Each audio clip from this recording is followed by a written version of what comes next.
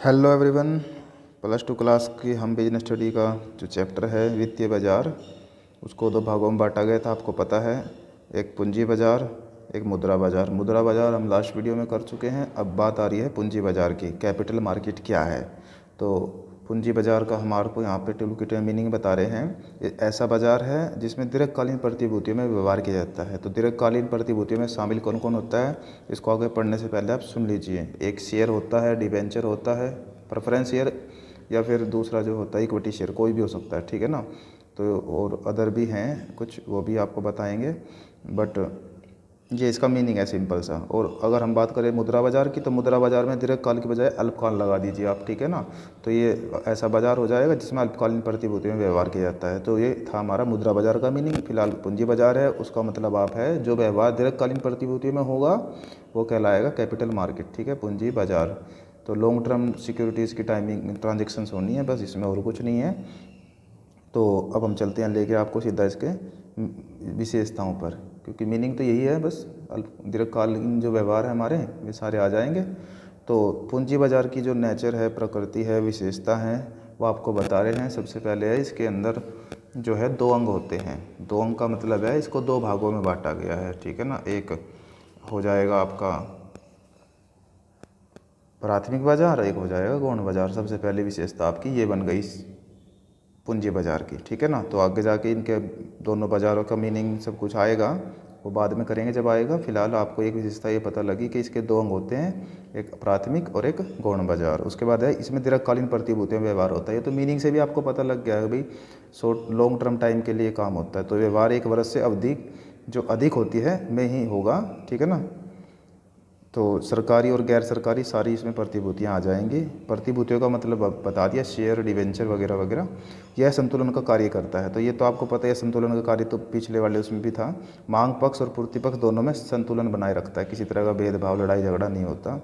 यह व्यावसायिक स्वामित्व में भिन्नता पैदा करता है। मतलब कि जैसा कि विदित है कि पूंजी बाजार में कंपनियों के अंशों का क्रय विक्रय होता है, खरीदा भी जाएगा, बेचा भी जाएगा। तो इससे व्यवसाय का स्वामित्व अनेक लोगों के पास चला जाता है, ठीक है। तो पूंजी बाजार के अभाव में व्यवसायिक स्वामित्व कुछ ही लोगों के हाथों में केंद्रित होकर रह जाता है। तो ये एक विशेषता यहाँ पे बता रहा है। तो उसके बाद है लास्ट विशेषता, यह पूंजी निर्माण में सहायक है। उसके बाद है यह तरलता लाने में सहायक है। तो क्योंकि पूंजी बाजार का मुख्य कार्य क्या है, प्रतिभूतियों को खरीदना और बेचना। एक ऐसा प्लेटफार्म उपलब्ध करवाता है भाई, कोई भी आओ अपनी प्रतिभूतियों को खरीदो और जो बेच दो। तो किसी को कम प्राइस पे खरीदना बेचना है, किसी को ज़्यादा पे खरीदना है, तो ये वहाँ पे एक प्लेटफॉर्म देता है। तो कोई भी आओ और फटाफट खरीदो बेचो, तरलता उत्पन्न करवा देता है, ठीक है ना। तो यहाँ पे तरलता और क्या है, कुल मिला के इस तरह की विशेषता खत्म होती है, ठीक है। अब बात आ गई पूंजी बाजार के प्रकार। तो पूंजी बाजार दो प्रकार का होता है, प्राथमिक बाजार और गौण बाजार, प्राइमरी मार्केट और सेकेंडरी मार्केट, ठीक है। तो हम पहले बात करेंगे प्राइमरी मार्केट की। प्राइमरी मार्केट क्या है? प्राथमिक बाजार, जैसे प्राथमिक मतलब सबसे पहले, तो इसमें सिर्फ नए शेयरों का ही, ठीक है ना, नए शेयर हैं जो उनको इशू किया जाएगा। नए शेयर बोल लो या ऋण पत्र बोल लो, प्रतिभूति बोल लो। तो इस बाज़ार का संबंध नए निर्गमनों से होता है, नए जो निर्गमन करेंगे हम। अब निर्गमन किस किस का होगा भाई? शेयर होगा, डिवेंचर होगा, जो भी प्रतिभूतियाँ हैं। तो प्राथमिक बाज़ार को नवनिर्माण बाज़ार, नवनिर्गमन बाज़ार भी कहते हैं, ठीक है ना। तो इसमें नई स्थापित, इस बाज़ार के माध्यम से नई स्थापित एक पुरानी दोनों प्रकार की प्रतिभूतियाँ इकट्ठी या एकीकृत करना होता है, ठीक है ना। तो इसका टूल किट में मीनिंग देख सकते हैं आप। यह वह बाज़ार है जिसमें दीर्घकालीन पूंजी एकत्रित करने के लिए प्रतिभूतियों को पहली बार बेचा जाएगा। तो प्राथमिक बाज़ार में प्रतिभूतियों को फर्स्ट टाइम बेचा जाएगा, जो दीर्घकालीन है सिर्फ, ठीक है ना। और जो जो द्वितीयक बाज़ार होगा उसमें दीर्घकालीन प्रतिभूतियों को पहली बार नहीं, बल्कि जो पुरानी है उनको मतलब रीसेल कहते हैं, जिसको री इशू मतलब दोबारा से इशू करना, मतलब दोबारा से जारी करना। या पहली बार नहीं बेचा जाएगा, बार बार बेचे जा चुके हैं, बेचे जाएगा, ठीक है, वो उसमें आ जाएगा। फिलहाल प्राथमिक बाज़ार की बात हो रही थी। तो अब प्राथमिक बाज़ार की क्या क्या विशेषताएं हैं वो बताते हैं हम आपको। सबसे पहली विशेषता है इसका संबंध नए निर्गमनों से है, ठीक है ना। इसमें सिर्फ नए नए जो शेयर हैं, डिबेंचर हैं, जो भी है उनको जारी किया जाएगा, नई प्रतिभूतियों को, पुराने का इसमें कोई काम नहीं होता। इसका कोई विशेष स्थान नहीं होता कि भाई प्राथमिक बाजार किसी विशेष स्थान का नाम नहीं है, बल्कि नए निर्गमन लाने को ही प्राथमिक बाजार की क्रिया कहा जाता है। ये नहीं है कि भाई वो प्राथमिक बाजार का वो डिपार्टमेंट हम आ जाओ वहाँ मिलेंगे प्राथमिक बाजार, नहीं, ऐसा कुछ नहीं है। जब नए शेयरों का लेन देन होता है तो वो कहलाएगा ही प्राथमिक बाजार, ठीक है। इसमें पूंजीगत करने की कई विधियाँ होती हैं, पूंजी को इकट्ठा करने के कई तरीके पूंजी बाजार पूंजियों को, जैसे कि एक है रिपब्लिक निर्गमन, जो पब्लिक को मतलब प्रोस्पेक्ट्स दो, जिसको चाहिए वो अपना शेयरों को डिबेंचरों को खरीद लो, तो पैसा इकट्ठा हो गया। उसके बाद बिक्री का प्रस्ताव, इस विधि के अंतर्गत क्या होगा, प्रतिभूतियां पहले निश्चित मूल्य पर एक माध्यम जो है को जारी की जाती है, ठीक है ना, एक माध्यम मध्यस्थ मतलब माध्यम से मतलब मध्यस्थ को जारी की जाती है। वह प्रतिभूतियों को पुनः ऊंचे मूल्य पर आम जनता को बेचता है। ऐसा करने का मुख्य लाभ यह होगा कि कंपनी पब्लिक निर्गमन को पेचीदगियों से बच सकती है, मतलब कि फालतू इधर उधर के झमेले से बच जाएगी, ठीक है। बिक्री का प्रस्ताव रखो, तुरंत बेच दो।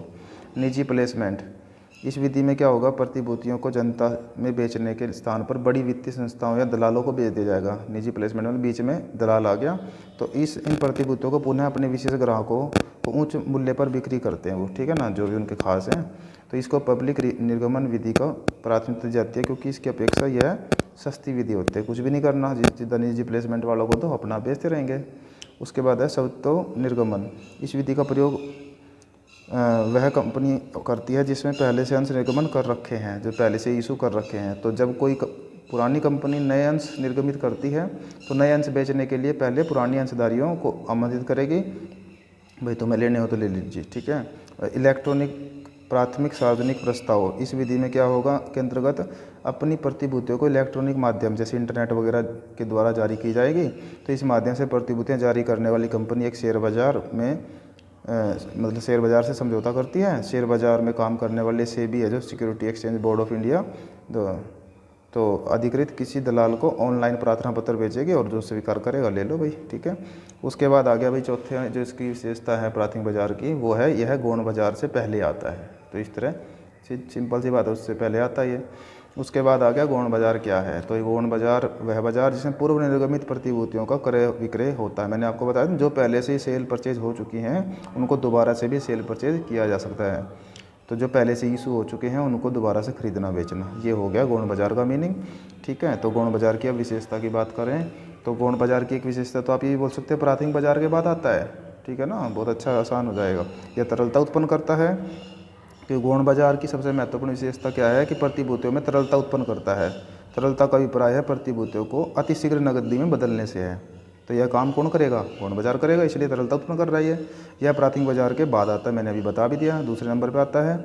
इसका एक मुख्य स्थान होता है, इसका स्पेशल एक जगह होती है भाई जहाँ पे ये बाजार होता है और वहाँ पे आप अपनी प्रतिभूतियों को क्रय विक्रय करने का काम करेंगे, ठीक है ना। यह नए निवेशकों को प्रोत्साहित करता है। तो शेयर बाजार में क्या होगा, अंशों व अन्य प्रतिभूतियों के भाव कम अधिक होते रहते हैं, तो उसका लाभ उठाने के उद्देश्य से अनेक निवेशक इस बाज़ार में प्रवेश करते हैं। इससे देश के औद्योगिक क्षेत्र में विनियोगों में वृद्धि होती है, ठीक है ना, क्योंकि लालच आ जाता है भाई सस्ता ले लो या महंगा बेच दो फटाफट, इस तरह से। तो जब आपने पूंजी बाजार और मुद्रा बाजार के बारे में पढ़ लिया तो आप इसका अंतर भी आसानी से कर सकते हैं, ठीक है ना। और जब आपने प्राथमिक बाजार और गौण बाजार के बारे में पढ़ लिया तो आप इनका अंतर भी आराम से कर सकते हैं। दोनों अंतर इंपॉर्टेंट हैं, तो आप ज़रूर करें, ठीक है। Thank you.